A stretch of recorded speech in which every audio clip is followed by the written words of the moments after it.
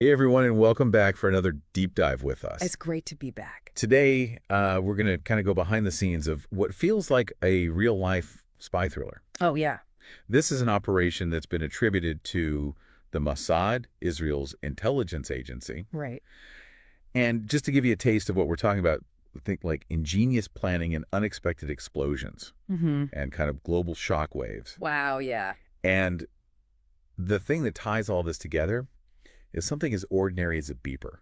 Really? So yeah, we're going to unravel what's been called Operation Beeper. It's a crazy story. It reads like a Hollywood script, but the implications are very real. And I think, we're going to see how this event forced the world to re-examine how espionage works in the digital age. Definitely, I think that's a really good point. And we have, I think, kind of a fascinating mix of sources for this one. We've got international news coverage, Yeah. we've got expert analysis, and we've even got some insights from former Mossad agents themselves. Oh, wow. So are you ready to kind of see how this all unfolded? Absolutely. Let's dive in. Okay, so imagine this.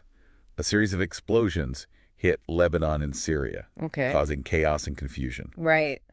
But the culprit wasn't some sophisticated weapon or a really well-coordinated attack. Mm. It was booby-trapped beepers. Wow. Yeah.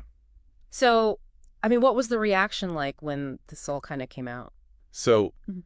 the global reaction, immediately was just shock and disbelief. International media outlets were just trying to figure out what even happened. Right. And there's one expert who really summed it up well, I think. He said, "This is the biggest counterintelligence failure Hezbollah has had in decades." So by counterintelligence failure, what it means is... Essentially, Hezbollah's efforts to protect their own intelligence were completely undermined. Wow.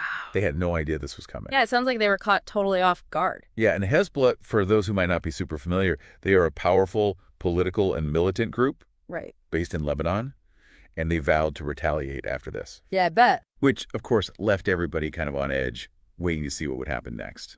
I can only imagine. But were there any other reactions to this besides, kind of the serious geopolitical implications? Yeah, actually, there were some lighter reactions, too. Like, there were all these satirical cartoons going around showing beepers disguised as Trojan horses. Oh, that's funny. It really captured the world's imagination, how something so simple could be used in such a devious way. Definitely, yeah.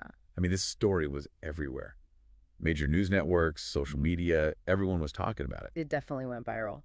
But I think what's really fascinating, beyond just kind of the headlines and the initial shock, Right. is how meticulously planned this whole operation was. Yeah, how did they even pull this off? So that's what we're going to look at. We have a bunch of different sources, including, like I mentioned, that 60 Minutes episode with those former